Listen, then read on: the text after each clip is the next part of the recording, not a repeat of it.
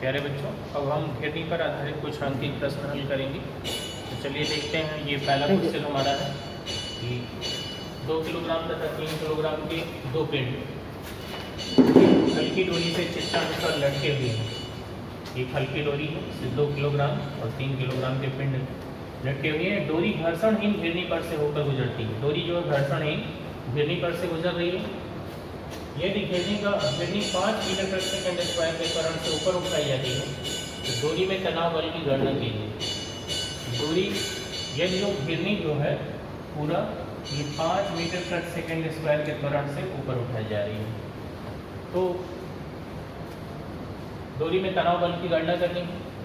तो जब पूरी घेरनी जो है 5 मीटर प्रति सेकंड स्क्वायर के त्वरण से ऊपर उठाई जाएगी तो पिंडों के आभासी भार जो है बढ़े हुए प्रतीत होंगे। तो मान लेते हैं पिंड का पहले पिंड का 2 किलोग्राम पिंड के भार का निकाल लेते हैं। 2 किलोग्राम द्रव्यमान के पिंड का भार निकाल लेंगे। ये मान लेते हैं W1 बराबर हो जाएगा m1 × G+a। ये भार बढ़ा हुआ प्रतीत होगा क्योंकि पूरे घेरने को ऊपर उठाया जा रहा है। G+a वजन हो जाएगा। ये W1 बराबर आ जाएगा। m1 का मान 2 है, इसका मान 10 है, इसका मान है 10 5 15 15 9 30 हो जाएगा। तो W1 बराबर आ जाएगा 30 न्यूटन। इसी प्रकार 3 किलोग्राम द्रव्यमान के पिंड का भार जो आ जाएगा, ये मान लेते हैं W2 है। W2 बराबर ये हो जाएगा 3 किलोग्राम है, यहाँ G+a हो जाएगा। ये 3 हो जाएगा, G का मान 10 + 5 10 5 15 दिया 45। ये 45 न्यूटन आ जाएगा W2। अब हम जो है मान लेते हैं कि माना निकाय का त्वरण एक निकाय का त्वरण A तथा डोरी में तनाव T, डोरी में तनाव T, तब m1 द्रव्यमान के पिंड की गति के लिए m1 द्रव्यमान के पिंड की गति के लिए गति का समीकरण लगा देते हैं। m बराबर m। तो पहला द्रव्यमान जो 2 किलोग्राम का पिंड है जो ऊपर की तरफ जाएगा, तनाव घेरनी पर डोरी का तनाव हमेशा ऊपर की तरफ रहेगा और ये नीचे की तरफ जाएगा। ऊपर की तरफ जा रहा है मतलब भार कम है इसका, तभी ऊपर जा रहा है। डोरी का तनाव ज़्यादा है तो क्या करेंगे T - W1। डोरी पे तनाव इतनी नहीं है तो T - W1। W1 नीचे की तरफ काम कर रहा है, डोरी के तनाव ऊपर है तो T1 T - W1 बराबर या बराबर m होता है। ये बल होगा, नेट बल बराबर m होता है। नेट बल क्या होगा T - W1। T - W1 बराबर m1 है। T - W1 का मान निकाले हैं 30 बराबर m1। m1 का मान है 2 किलोग्राम मतलब 2 × 1, या इसको लिख सकते हैं T - 2a बराबर 30। इसको इक्वेशन नंबर 1 मान लें। इसी प्रकार हम m2 द्रव्यमान की गति के लिए निकाल लेते हैं। द्रव्यमान m2 की गति के लिए, द्रव्यमान m2 की गति के लिए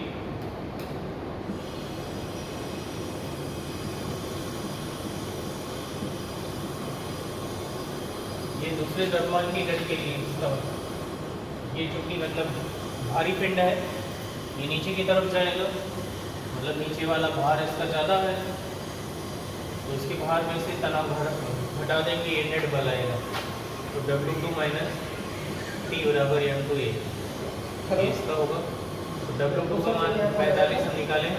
45 - T बराबर m2। m2 का मान हमने निकाला है। m2 का मान कितना निकाला है?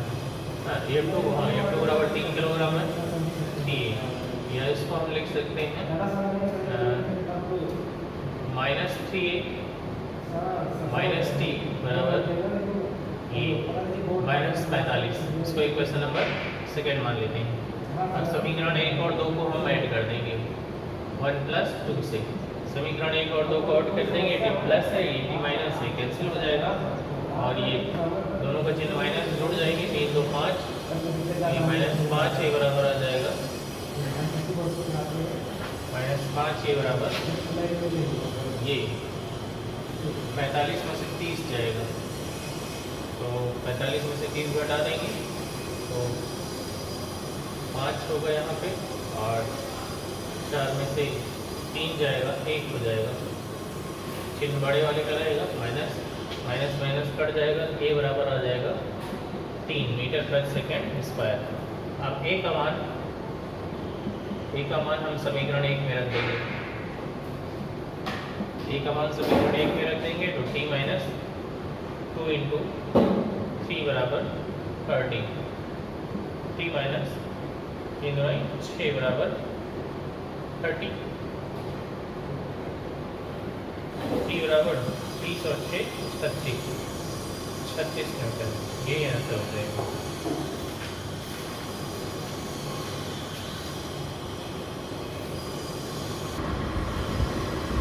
हमारा दूसरा क्वेश्चन है, चित्र के अनुसार ब्लॉक ए पर एक नियत बल, इस पर ब्लॉक ए इस पर एक नियत बल F बराबर 0.1 किलोग्राम भार, किलोग्राम भार मतलब इसको गुरुत्वीकरण से गुणा कर देंगे, न्यूटन में बल आ जाएगा, लगाया गया है। पुली तथा डोरी नगण्य भार की है, पेंच की सतह चिकनी है। ए का त्वरण ज्ञात कीजिए, प्रत्येक ब्लॉक का द्रव्यमान 0.2 किलोग्राम, मतलब दोनों का द्रव्यमान समान है, m1 भी और m2 का मान दोनों का मान समान है और वो कितना है 0.2 किलोग्राम। ये m2 है, मान लेते हैं ये m1 बराबर भी 0.2 किलोग्राम।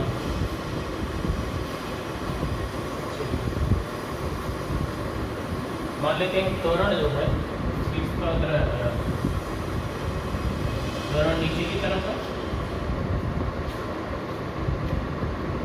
ब्लॉक ए का त्वरण ज्ञात कीजिए, त्वरण निकालना है तो चलते ब्लॉक ए की गति पहले लगाते हैं, ब्लॉक ए की गति के लिए उसको तनाव बल खींच रहा है और ये वाला बल कम है, तो ये हो जाएगा टी माइनस F बराबर m इंटू ए। m इसलिए लगा गया है क्योंकि m1 और m2 क्या है, बराबर है, तो m ही लगा दिया है। ये t माइनस F का मान दिया है, F का मान 0.1 किलोग्राम भार, किलोग्राम भार मतलब इसको g से गुणा कर देंगे तो न्यूटन में बल आ जाएगा, बराबर m और m1 m2 का मान दिया है 0.2 इंटू 3। इसको मान लेंगे क्वेश्चन नंबर 1। इसी प्रकार ब्लॉक बी की गति के लिए ब्लॉक बी की गति के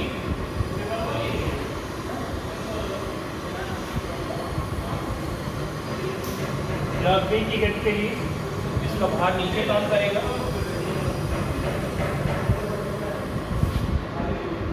भार नीचे काम करेगा तो mg इसका भार हो जाएगा mg अधिक है, तनाव ऊपर की तरफ है, नीचे की तरफ गति करेगा मतलब नीचे वाला बल ज़्यादा होगा, mg माइनस टी बराबर m,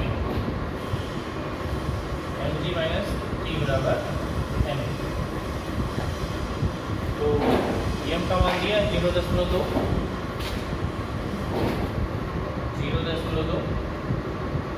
इंटू जी माइनस टी बराबर m का मान 0.2 टी, ये हो जाएगा समीकरण नंबर 2।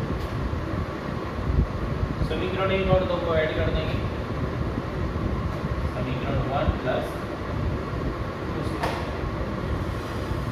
दोनों को जोड़ लेंगे, प्लस किए माइनस किए कैंसिल हो जाएगा और ये 0.2 जी में से 0.2 जी में से जो है 0.1 जी जाएगा, क्या बचेगा 0.1 जी बराबर 0.4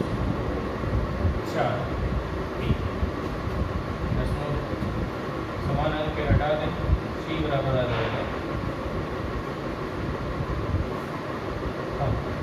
निकालना है त्वरण। 4a बराबर 10 को हटा दें, 4a बराबर आ जाएगा जी, या a बराबर आ जाएगा जी भाई a अपना त्वरण आ जाएगा जी भाई। कहाँ चल तो रहा। अच्छा चलिए हम इसी पर आधारित नेक्स्ट क्वेश्चन देखते हैं। संलग्न चित्र में गुटकों ए व बी के द्रव्यमान क्रमशः 10 किलोग्राम व 5 किलोग्राम, ए का 10 है, बी का 5 है। गुटके सी का वह न्यूनतम द्रव्यमान ज्ञात कीजिए जो कि ए को फिसलने से रोक ले। ए तथा मेज के बीच स्थैतिक घर्षण गुणांक न्यूयस। चलिए इसको सॉल्व करते हैं। सॉल्यूशन में देखते हैं, मान लेते हैं कि गुटके ए व बी का द्रव्यमान M1 तथा M2 है। गुटके सी का द्रव्यमान M, गुटके सी का द्रव्यमान M तथा स्थैतिक घर्षण गुणांक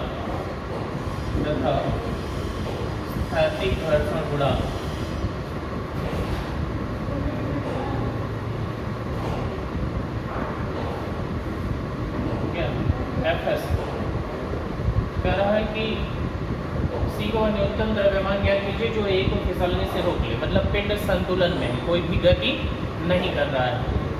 तो कहते हैं तनाव, डोरी का तनाव यहाँ ऊपर लगेगा और ये भी डोरी का तनाव ऊपर लगेगा। यहाँ पे जो है ये M2 जी, इसका भार नीचे काम करेगा, इसका भार जो है इसका भार क्या हो जाएगा M1 + M × G, और इसकी अवलंब प्रक्रिया R ऊपर की तरफ काम करेगी। ठीक है, रुकने पर क्योंकि पिंड जो है साम्यावस्था में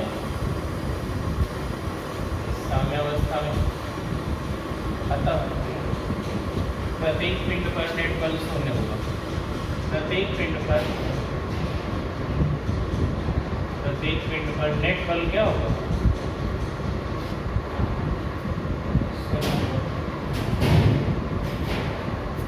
अब हम पिंड ए की गति के लिए, पिंड या गुटके ए की गति के लिए, गुटका ए की गति के लिए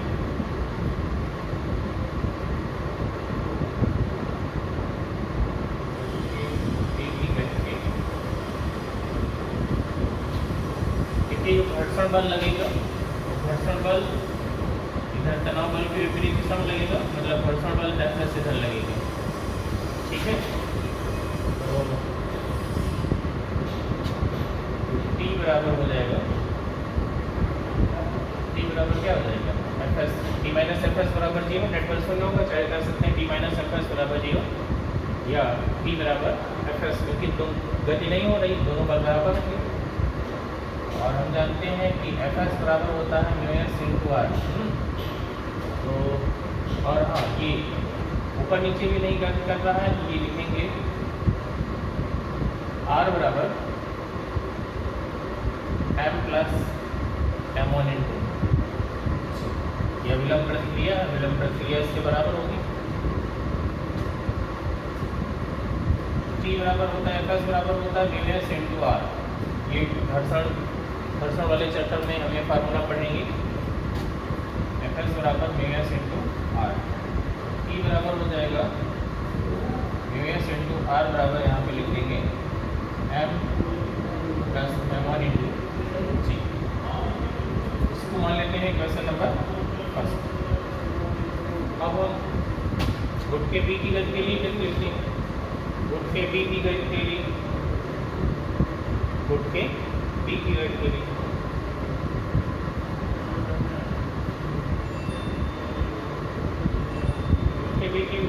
ये T बराबर क्या होगा, मतलब ये भी गति नहीं कर रहा है, तो ये ऊपर वाला बल नीचे वाले बल के बराबर होगा। T बराबर होगा M2 × T बराबर M2G। ठीक है, ये हो जाएगा क्वेश्चन नंबर 2। अब हम समीकरण 1 और 2 से, समीकरण 1 और 2 से टी दोनों के वैल्यू है, तो ये हम लिख सकते हैं M2G बराबर mu S M plus M1 into g से जी कैंसिल कर देते हैं, तो M प्लस M1 बराबर आ जाएगा आपका M2 बटा म्यू एक्स। तो M बराबर हम निकालेंगे M2 बटा म्यू एक्स माइनस M। सबकी वैल्यू रख दीजिए। M2 की वैल्यू देगा 5 है, M2 की वैल्यू आ जाएगी 5 बटा म्यू एक्स का मान 0.2 दिया ही है माइनस M। हाँ ये M1 हो जाएगा माइनस M1 की वैल्यू है 10 किलो। अब ये 10 किलो हटाने के लिए हम जो है 10 से ऊपर नीचे गुणा कर देंगे, ये 50 हो जाएगा, 10 से ऊपर गुणा करेंगे ये 2 हो जाएगा माइनस 10। तो इसको आगे सॉल्व करेंगे, 50 बटा 2 ये 25, 25 माइनस 10, 25 में से 10 जाएगा 15, तो ये आ जाएगा M बराबर 15। यही आपका आंसर। प्यारे बच्चों, ये अगले टॉपिक में हम पढ़ेंगे किसी वस्तु का लिफ्ट में भार या किसी पिंड का लिफ्ट में भार। तो हम जानते हैं कि जैसे हम किसी तल पर खड़े होते हैं तो पृथ्वी मतलब अपने आकर्षण बल से हमको खींचती है, उसी को हम गुरुत्व बल कहते हैं। पृथ्वी गुरुत्वाकर्षण बल से या जिस आकर्षण बल से किसी पिंड को अपनी तरफ खींचती है वो गुरुत्व बल होता है, और वो गुरुत्व बल उसके द्रव्यमान और गुरुत्वीय त्वरण के गुणनफल के बराबर होता है, मतलब mg के बराबर होता है। तो जितना बल हम मतलब उस किसी तल पर लगाते हैं, ठीक उस विपरीत दिशा में मतलब ऊपर की तरफ उतना ही प्रतिक्रिया बल हमको प्राप्त होता है, जिसके कारण हमको अपना भार महसूस होता है। तो मतलब किसी वस्तु का भार उस तल की प्रतिक्रिया के कारण ही हमको महसूस होता है। यदि किसी तल द्वारा जो है प्रतिक्रिया में अगर परिवर्तन हो जाए तो वस्तु का भार घटा हुआ अथवा बढ़ा हुआ प्रतीत होगा, क्योंकि जो उस वस्तु का भार तो वही रहेगा, भार में परिवर्तन नहीं होगा, क्योंकि द्रव्यमान और गुरुत्वीय त्वरण का गुणनफल तो समान रहेगा, उसमें परिवर्तन नहीं होगा। लेकिन अगर तल की प्रतिक्रिया में अगर कोई परिवर्तन होता है तो उस वस्तु का भार हमें घटा हुआ अथवा बढ़ा हुआ प्रतीत होता है। तो आइए जानते हैं कुछ कंडीशंस हैं इसके लिए। जैसे मान लेते हैं ये लिफ्ट है,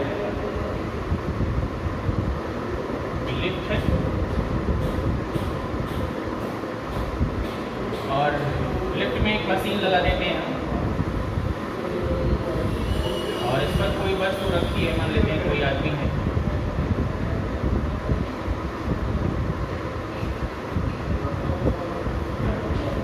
लिफ्ट एक समान वेग से ऊपर जा रही है, एक समान वेग से मान लेते हैं ऊपर की तरफ जा रही है, ठीक है।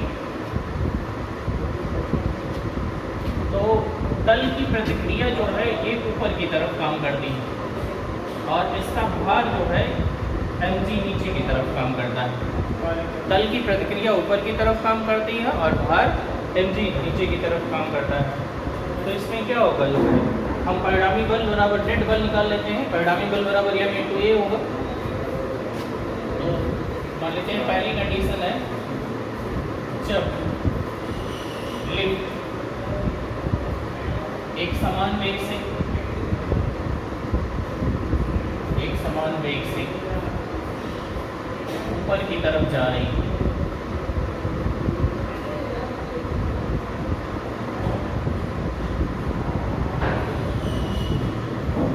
जब लिफ्ट एक समान वेग से ऊपर की तरफ जा रही है मतलब उसमें कोई त्वरण नहीं, तो परिणामी बल बराबर ma लगा देंगे। परिणामी बल बराबर, तो त्वरण शून्य होगा, तो त्वरण क्या होगा, त्वरण a बराबर होगा 0 इस कंडीशन में, क्योंकि समान वेग है ना, तो त्वरण शून्य होगा। तो परिणामी बल बराबर हम लगा देंगे क्या, ma। तो परिणामी बल क्या होगा, ऊपर की तरफ जा रही मतलब ऊपर वाला बल ज़्यादा है, तो r माइनस mg बराबर हो जाएगा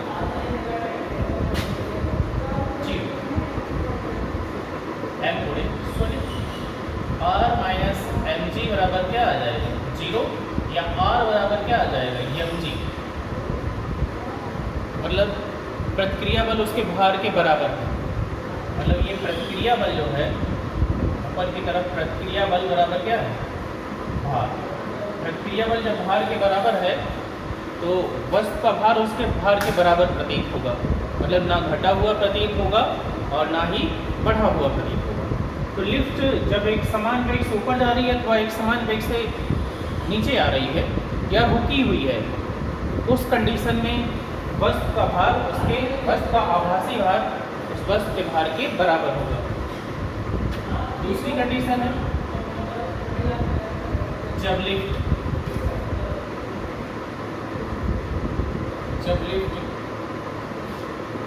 एक समान त्वरण से ऊपर की ओर जा रही है।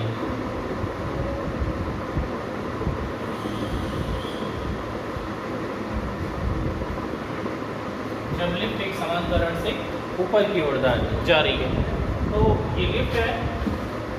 अब जो ये मान लेते हैं ए त्वरण से ऊपर की ओर जा रही है,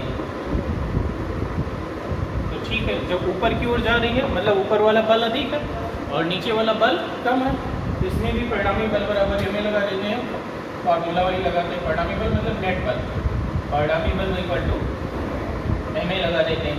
तो परिणामी बल क्या होगा, ज़्यादा वाले बल में से मतलब ऊपर की तरफ कर रही तो ऊपर वाला बल ज़्यादा है, नीचे वाला कम है ना, तो ऊपर वाले में से नीचे वाले घटा देते हैं, तो r minus M G equal to क्या हो जाएगा एम ए हो जाएगा। ठीक है, तो r बराबर क्या आ जाएगा M G plus M A. ये प्रतिक्रिया बल जो है क्या है, ये r क्या है प्रतिक्रिया बल। प्रतिक्रिया बल मतलब ये mg क्या है भार प्लस ma। प्रतिक्रिया बल भार में ma और जुड़ जाता है, तो वस्तु का आभासी भार क्या होगा, आभासी भार अधिक प्रतीत होगा, मतलब लिफ्ट अधिक प्रतीत होगा।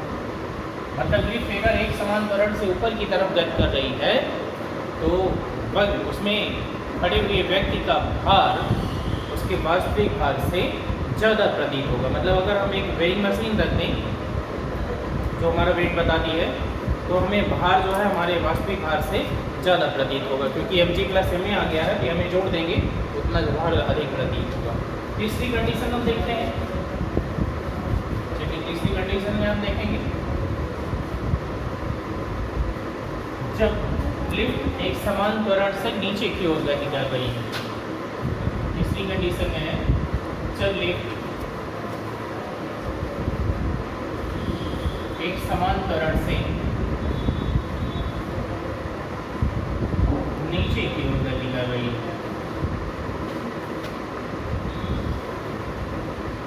नीचे की ओर गति कर रही है। अब जो है ये ऊपर की तरफ नहीं लिफ्ट, बल्कि ये लिफ्ट क्या हो रही है डाउनवर्ड्स, नीचे की तरफ। ए त्वरण से, इसका त्वरण है ए और ये किस नीचे की तरफ गति कर रही है। जब लिफ्ट एक समान त्वरण से नीचे की ओर गति कर रही है, तो नीचे की ओर गति करने में देखते हैं क्या है, इसमें प्रतिक्रिया बल ऊपर लगेगा, भार नीचे लगेगा। इसमें भी नेट बल बराबर हमें लगा देते हैं, नेट बल या परिणामी बल बराबर है। परिणामी बल बराबर क्या होगा यम इंटू ए। परिणामी बल मतलब ज़्यादा वाले में से कम वाले बल को घटा देंगे, इसका भार नीचे की तरफ काम कर रहा है, चूँकि नीचे गति कर रही है तो mg माइनस r कर देंगे, तो ये हो जाएगा mg माइनस r बराबर यम ए। तो यह r बराबर क्या हो जाएगा, r को एक साइड में कर लें, r बराबर mg माइनस यम ए। r बराबर हो जाएगा m इंटू जी माइनस बी। मतलब ये प्रतिक्रिया बल क्या होगा, प्रतिक्रिया बल बराबर हो जाएगा भार माइनस एम ए होगा, कर सकते हैं, या भार माइनस एम। भार में से कुछ घटा दिया गया है, तो आभासी भार क्या होगा, आभासी भार कम प्रतीत होगा, घटा हुआ प्रतीत होगा।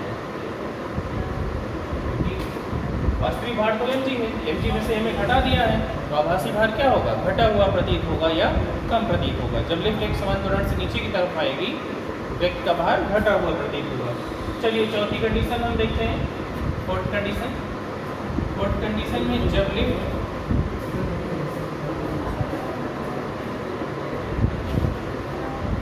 की डोरी टूट जाए और स्वतंत्रता पूर्वक नीचे गिर रही हो, जब लिफ्ट की डोरी टूट जाए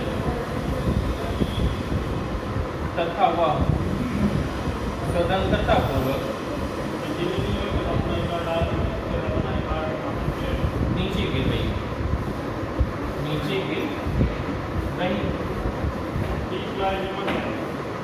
तब उसका त्वरण जुड़ जाएगा। उस कंडीशन में तब उसका त्वरण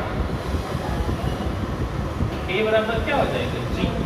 तब तो वो गुरुत्वीय त्वरण के अधीन नीचे गिरेगी, उसमें परिणामी बल बराबर एम लगा देते हैं, फार्मूला वही लगा देते हैं हम, परिणामी बल बराबर एम इंटू ए। तो जब लिफ्ट की डोरी अचानक टूट जाती है और स्वतंत्रता पूर्वक अगर नीचे गिरेगी, मतलब वो गुरुत्वीय त्वरण के अधीन गिरेगी, मतलब उसका त्वरण गुरुत्वीय त्वरण के बराबर हो जाएगा। तो उस कंडीशन में परिणामी बल बराबर एम, तो mg माइनस आर बराबर यम इंटू ए के स्थान पे हम जी लिख देते हैं। आर बराबर क्या हो जाएगा? mg minus mg। आर बराबर क्या हो जाएगा? 0। ये मतलब प्रतिक्रिया बल क्या आ गया? 0। आर बराबर 0 मतलब प्रतिक्रिया बल बराबर क्या आ गया? 0। तो उसका आभासी भार क्या हमको 0 प्रतीत होगा। आभासी भार क्या होगा? 0 प्रतीत होगा, मतलब उसको भारहीनता महसूस होगी। उसमें जो बैठा व्यक्ति है उसको भारहीनता, मतलब उसका भार, आभासी भार 0 प्रतीत होगा। उसमें अगर वेइंग मशीन हम लगा दें उसका भार 0 हो दिख पाएगी। ये 4 कंडीशंस आपकी हो गई लिफ्ट कंडीशन। एक तो अगर रुकी है या एक समान वेग से ऊपर अथवा नीचे जा रही है, उसका भार वास्तविक भार के बराबर ही प्रतीत होगा। और अगर एक समान त्वरण से ऊपर जा रही है, भार बढ़ा हुआ प्रतीत होगा। एक समान त्वरण से नीचे आ रही है, भार घटा हुआ प्रतीत होगा। और उसकी डोरी अगर अचानक टूट जाए और स्वतंत्रता पूर्वक नीचे गुरुत्वीय त्वरण के अधीन नीचे गिरने लगे, तो उस समय उसमें खड़े व्यक्ति को भारहीनता महसूस